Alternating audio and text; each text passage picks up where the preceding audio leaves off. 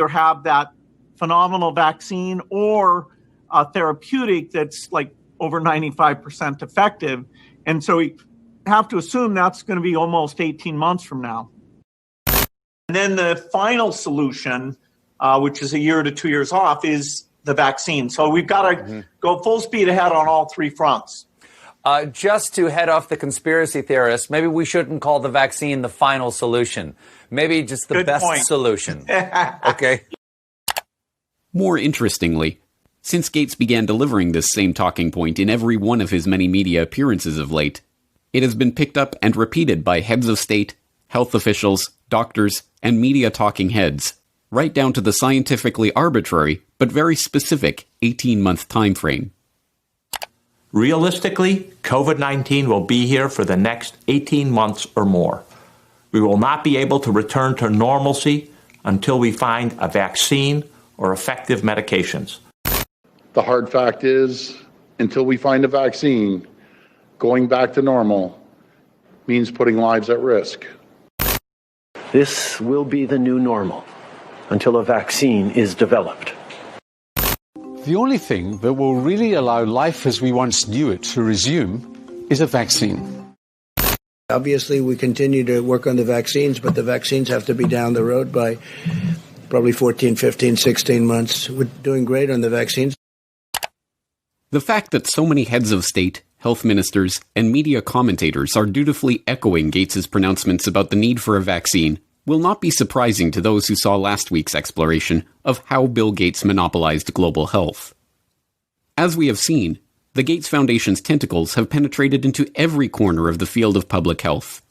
Billions of dollars in funding and entire public policy agendas are under the control of this man, an unelected, unaccountable software developer with no medical research experience or training. And nowhere is Gates's control of public health more apparent than in the realm of vaccines. Gates launched the decade of vaccines with a $10 billion pledge. Gates helped develop the Global Vaccine Action Plan administered by the Gates-funded World Health Organization. Gates helped found Gavi, the Vaccine Alliance, aiming to develop healthy markets for vaccine manufacturers.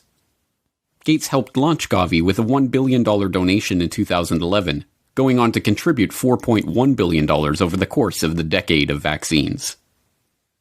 And so I'm pleased to announce to you that we're pledging an additional $1 billion to...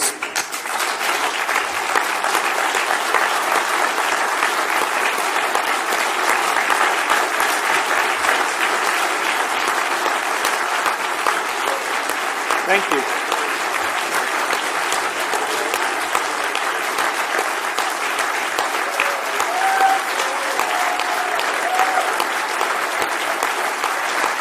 All right, thank you.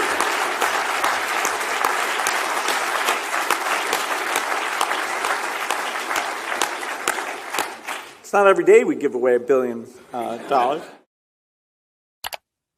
One of the Gates Foundation's core funding areas is vaccine development and surveillance, which has resulted in the channeling of billions of dollars into vaccine development, a seat at the table to develop vaccination campaigns in countries around the globe, and the opportunity to shape public thinking about Bill Gates's pet project of the past 5 years, preparing rapid development and deployment of vaccines in the event of a globally spreading pandemic. If anything kills over 10 million people in the next few decades, it's most likely to be a highly infectious virus. Whether it occurs by the quirk of nature or at the hand of a terrorist, epidemiologists show through their models that a respiratory spread pathogen would kill more than 30 million people in less than a year. And there is a reasonable probability of that taking place in the years ahead. Many high-profile personalities have been gathering at this year's World Economic Forum in Davos, which aims to discuss and deal with the globe's most pressing issues. Amongst them is the Microsoft founder Bill Gates. His foundation is investing millions in the Coalition for Epidemic Preparedness Innovations to help combat infectious diseases. Here's some of what he had to say about his push to develop new vaccines. Unfortunately, it takes many years to do a completely new vaccine. The design, the safety reviews, cost, the manufacturing, all those things mean that an epidemic can be very widespread before that tool would come along. And so after Ebola, the global health community talked a lot about this, including a new type of vaccine platform called DNA-RNA that should speed things along. And so this Coalition for Epidemic Preparedness Initiative, CEPI, is 3 countries, Japan, Norway, Germany, and 2 foundations, Wellcome Trust, who we work with on a lot of things, and our foundation, Gates Foundation, coming together to fund actually trying to use that platform and make some vaccines, and so that would help us in the future. We know vaccines can protect us. We just need to be better prepared. So let's come together. Let's research and invest. Let's save lives. Let's outsmart epidemics.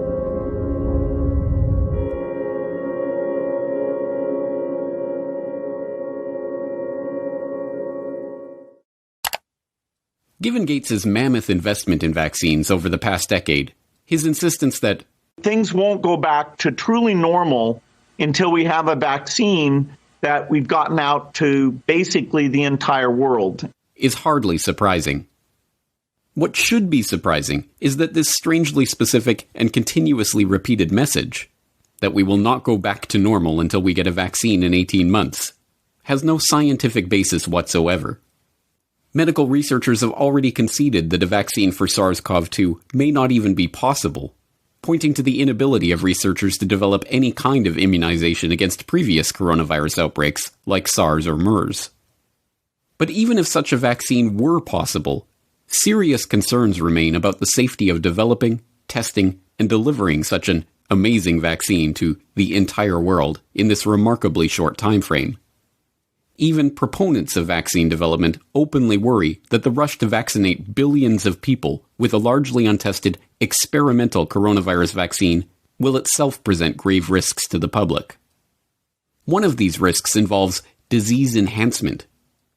It has been known for over a decade that vaccination for some viral infections, including coronaviruses, actually enhances susceptibility to viral infection or even causes infections in healthy vaccine recipients.